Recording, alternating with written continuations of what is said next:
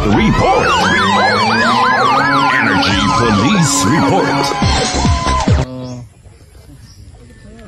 As to the background ni Larry Bernardino, Imaura may dati may kaso nga direct assault, may kaso mo sa pagbayular sa Chinso Act naton. Kaya may mga complaint nga naka-abot sa amon ni opisina regarding sa pagpinagupok na iya, paghupot na wa it lisensya nga baril, agro pinaka-latest nga ni ay ro pagpanutok na it baril sa sangka ginaligar nga minor. Kano natabo ra sa anong pagpanutok na siya? Wa ko it background gid sa kung kano natabo, pero nakabot abiro report kamon igto ko July 22. So nagpadaga ako tawo para mag-conduct it validation. Agro nga ni na find out nga mga report ka na ay positive. Nagakupot imo it baril ag may natabo nga mga pagpanutok ag pagpagupok.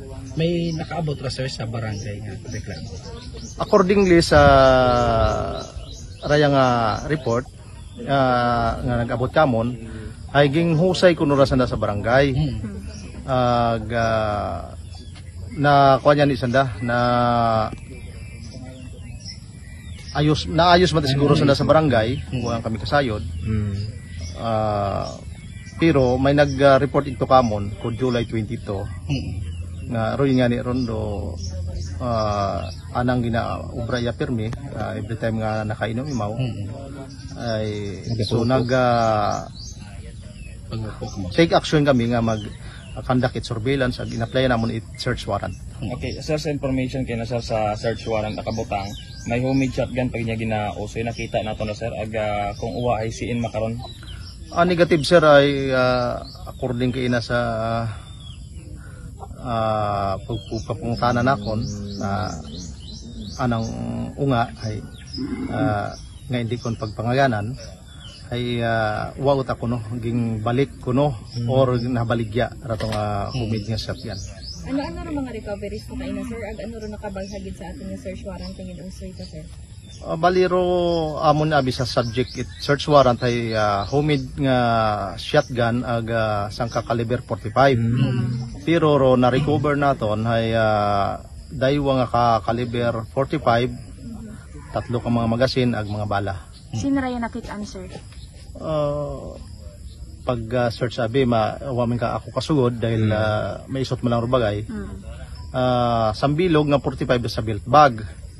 Agro sambilog hay igto sa idagom it dapog nga ginaging tampukan it abo. So yun ma'am. Okay. So nagabaligya na mo baril? Hindi na akong mahambal nga nagabaligya imaw. Although may mga report kamon pero hindi na akong ma-sure dahil wa pa namon imaw mabaki. So may reported nga nakagupo ka? Yes sir. Pirang time sir? Ro report ito kamon ko piyesta ko no. Nagpinagupok imaw area. Ay siin halin do mga baril nira? Ay roon sir daw pa namon masayre kung sinhalin. So ano ba rin nga sir? Branded na? Homemade? Hindi pa namon ma-determine kung branded dahil bukon ako expert para maghambay kung branded imaw or homemade. Maray ka na suspect sir, ano ra imo first time na nadakpan sa daya ka ng content 591 or? Sa record na sir, first time raya. Pero may record imaw nga nagka-warrant imaw sa direct assault ag sa Chinso Act. Actually si IDG man do nakadakop ka na dati sa Chinso kara. Permit. White permit. Okay. So kaso nagapon na sir? Pending? Hindi ko sigurado kung tapos sundaan ang kaso kara or naka-provision imaw. So makaron sir, ano ro anang kaso nga pag-atubangon sir? Iga prepara namon kara ma'am ro kaso nga ipasaka namon kana ro pagbayular sa aton nga Section 28 it Republic Act 10591. May resistance ka ina sir? Wa man gid ma'am pero kabuhay abi mo nag bukas kara it anang bagay. sa kabulbuhay namong tilinawag, pero nakita namon nagahinugag to sa sugod, agwa nagabukas, so ging almost siguro mga 15 minutes kami gihinugat iya. Ay hindi man kami ka sugod nga ni ay wa para mga barangay opisyal. Kumbaga parang tinago na. Magsaabot ang unit if aton karang napian pero nag-joint iya sir.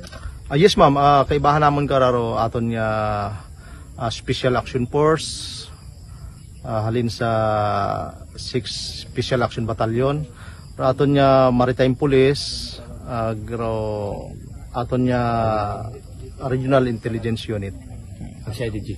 CIDG. Amo ulitin. Kami ro nag-lead ka sir sa CIDG. Sige. Sir, papan lang, panawagan siguro sir sa mga ibangkod nato nga nag-process kapot mga unlicensed firearms nga. Sa mga aton nga mga igbangod una nga nagaposis pa it mga unlicensed firearms ay mas mayad nga isurrender lang ninyo sa aton mga kapulisan. Agud hindi un ka mo magkakaso kay kung may makaabot nga report ito sa opisina namon ay amon da nga pag-aksyonan, pag-applyan ka mo at search warrant, magkakaso pa kamo. Salamat sir. Executive Master Sergeant. 107.7 Energy FM Kalibo.